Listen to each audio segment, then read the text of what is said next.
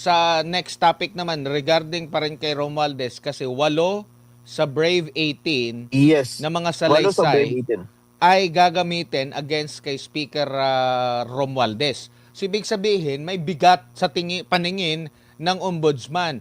Pero bakit walang bigat sa paningin ng Senado na muling ibalik ito para mas malaliman pa na magkaroon ng investigasyon, buksan siya, yung meron pang Brave 14 plus 4, meron pang Valiant 7 ba yun? Or yung Fearless Fearless 4. 14. Marami silang, ano po masasabi niyo po rito, Attorney? Oh, well, it is, sabi nga ni Alan Peter Cayetano, but this is part of what we call a cover up, because they really do not want that these people will be testifying, no? They do not want to hear the whole story, no? That's the problem. And bubuksan pa ba? Sabi nga ni Erwin Tulfo is mag-move on na tayo. Huwag na natin yan. Meron pa tayong ibang mas bagay na importante. Ba't hindi tapos eh? Now, ang end result kasi, yung pagpapatupad sa pag-deliver ng pera, yung pagpapatupad po sa pagbibigay kahit kanino-kanino, was achieved, no? Through these people. Sila yung nag-deliver eh. Now, yung start, that testimony ni Saldico, would corroborate it.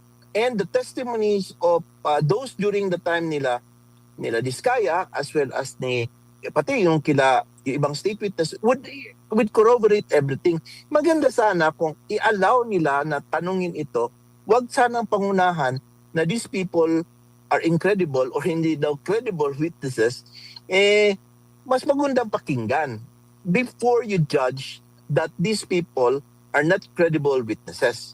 Kasi otherwise, if you keep on rejecting them to testify in this forum dito sa Blue Ribbon Committee, it only shows that may sinasabi ni Senator Peter Alan Cayetano na meron talagang tangkang pagko-cover up sa katotohanan. Oo. Tsaka malinaw ba ito na selective justice kasi nakita nila, maganda magamit ito against kay Speaker, gamitin na lang natin. Yes, of course. Selective naman talaga ang ginagawa ng hustisya dito. Because as I said, wala pa akong nakita na allied force nila na meron ng kaso at taga-kulong ngayon for plunder or kahit anong case. Wala. In fact, yung 1 billion suit na civil case na dismiss pa nga.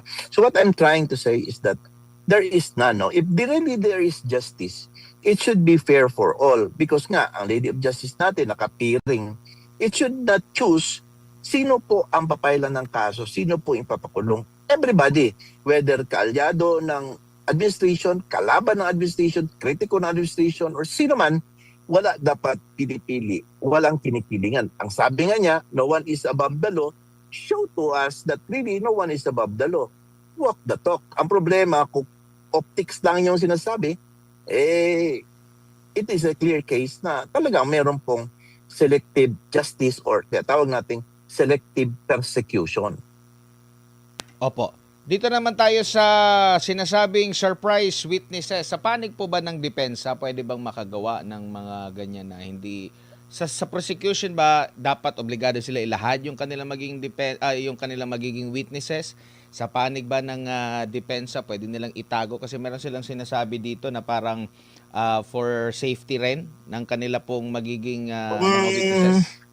Alam mo kasi ganito yan in sa regular criminal procedure natin, wala na po kasi yung surprise witnesses. You have to list down everything, all your witnesses para wala nang sorpresa. That is how it works right now in sa regular courts. But however, ang proceeding sa impeachment nga sui generis, they may agree on that. But I think hindi dapat sabihin ang surprise witness. Pwede po kasi ibigay ang pangalan para hindi po baguhin.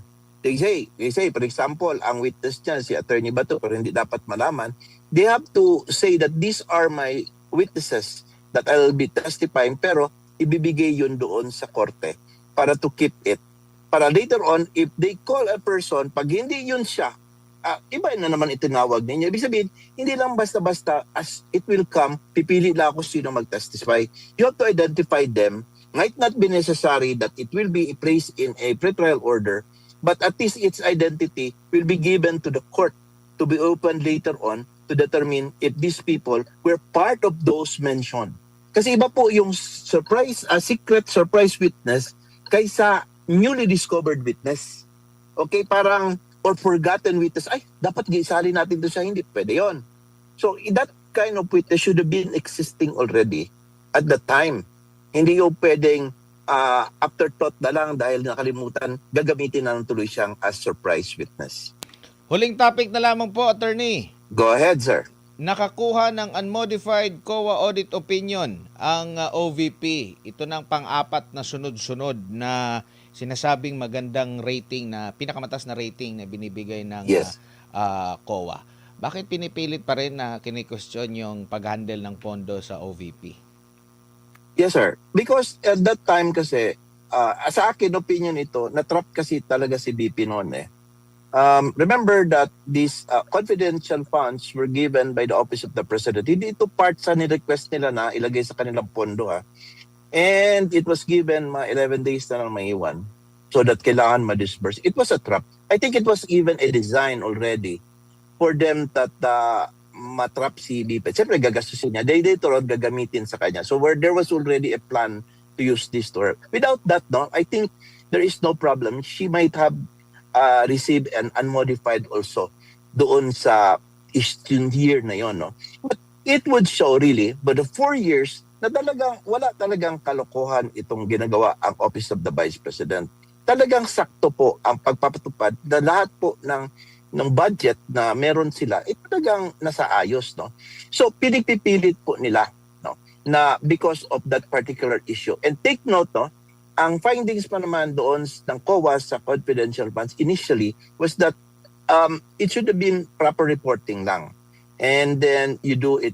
Wala pong sinasabi no na disallow na meron pong misappropriation and recommended for prosecution. Ganyan kasi usually ang COA, no, they recommend for prosecution. Wala. You report it properly, kaya bigla na lang nung ginamit na lang ito siya, bigla na lang po siya naging in-optics ng optics na parang masamang-masama ang dating, no? Hanggang sinakyan, hanggang naabot po doon sa time na yung on appeal, yung commissioners or yung members sa COA is dinenay po yung appeal.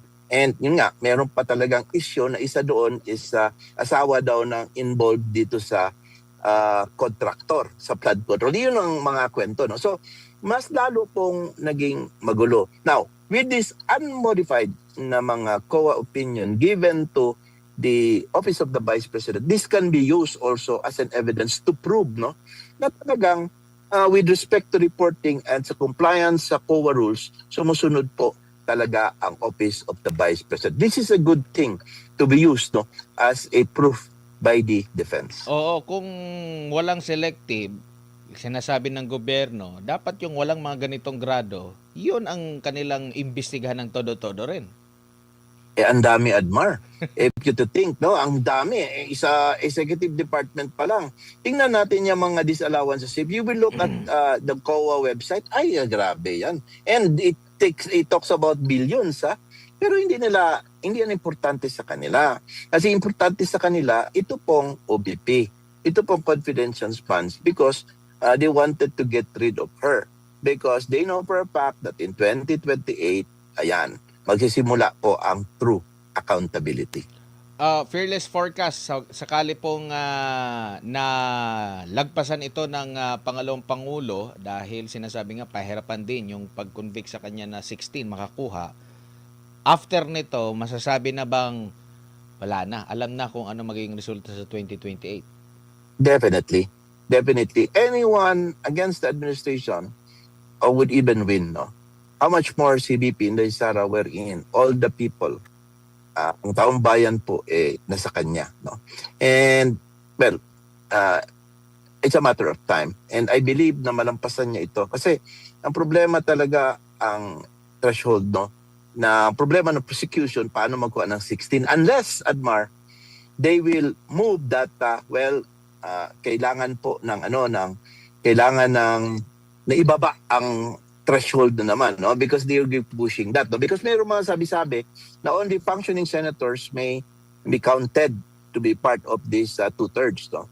Kaya nga, ang dapat, for me, my opinion, my fearless opinion is that the defense should take that up during this July 6 to know ano ba talaga ang conviction na isusunod natin.